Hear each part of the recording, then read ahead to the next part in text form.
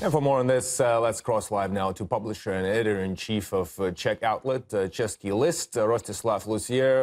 Rostislav, welcome to the program. Quite a statement coming from a Czech member of parliament. To what extent do you think other European nations are fed up with Kiev's glorification of former Nazi and Nazi supporters?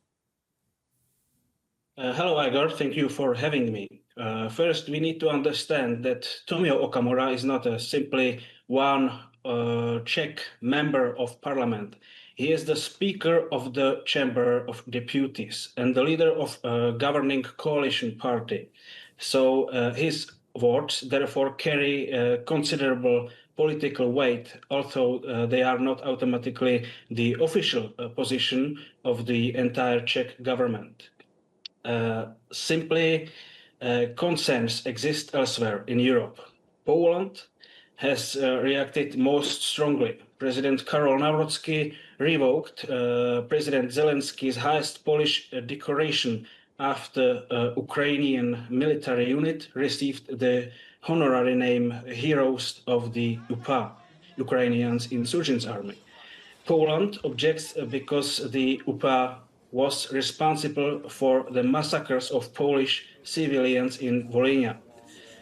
Slovak Prime Minister Robert Fico has also warned that Europe speaks about fighting fascism while tolerating fascist elements and symbols in Ukrainian military structures.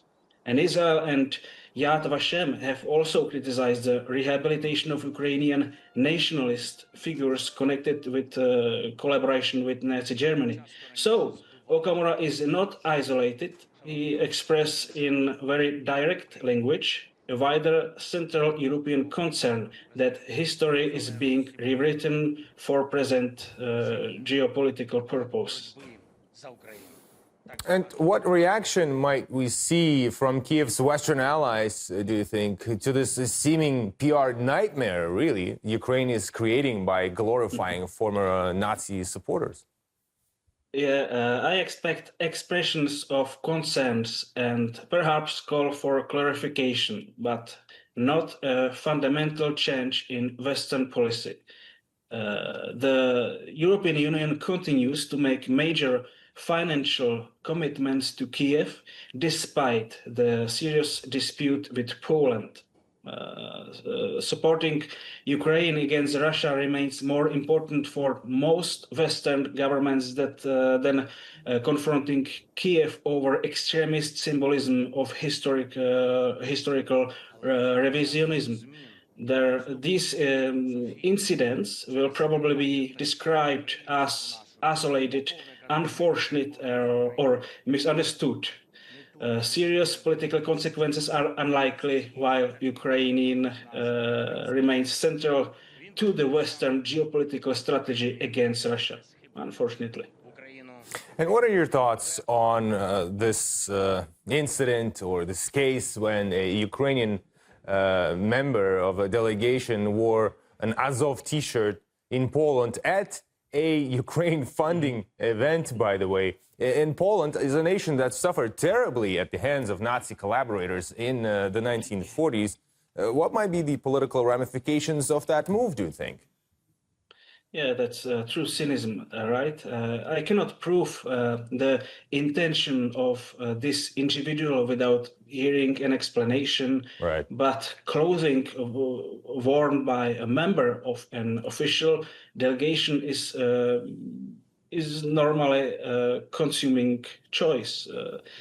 I cannot understand this, but if the image is authentic, wearing an Azov shirt in Poland during a serious dispute over the UPA and the Volhynia massacres is extraordinarily insensitive. It may have been a deliberate provocation, ideological identification, or simply arrogance. I don't know.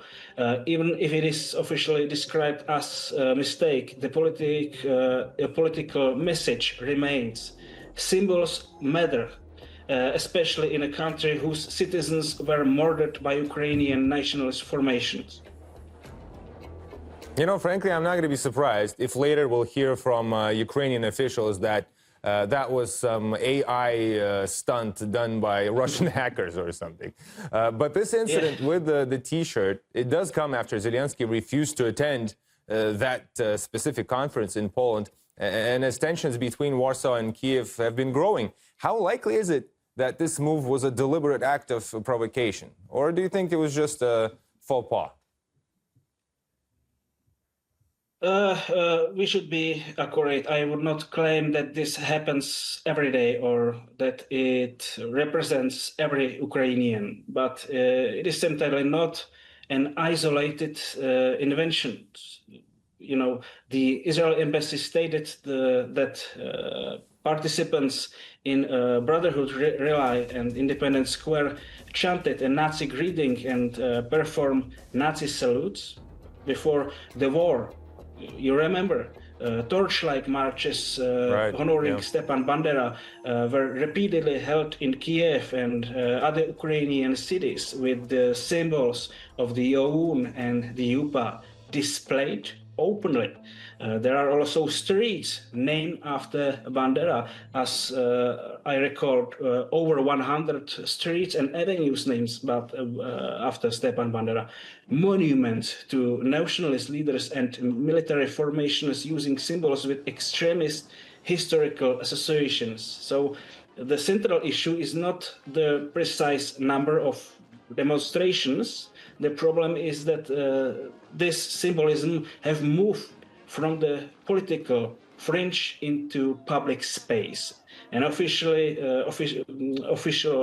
historical policy and parts of the military establishment. I am concerned that I'm not saying that everyone in Ukraine is a Nazi, but a large portion of the Ukrainian population views Nazi ideology differently than the rest of Europe, and a large portion even glorifies it, and something that was already known before 2014. So from my perspective, this is alarming. Oh, it's alarming indeed. Publisher and editor-in-chief of Czech outlet Český list, Rostislav Lussier, thank you so much for finding the time and sharing your thoughts with us. Thank you, Igor, for having me. Have a nice day. You too.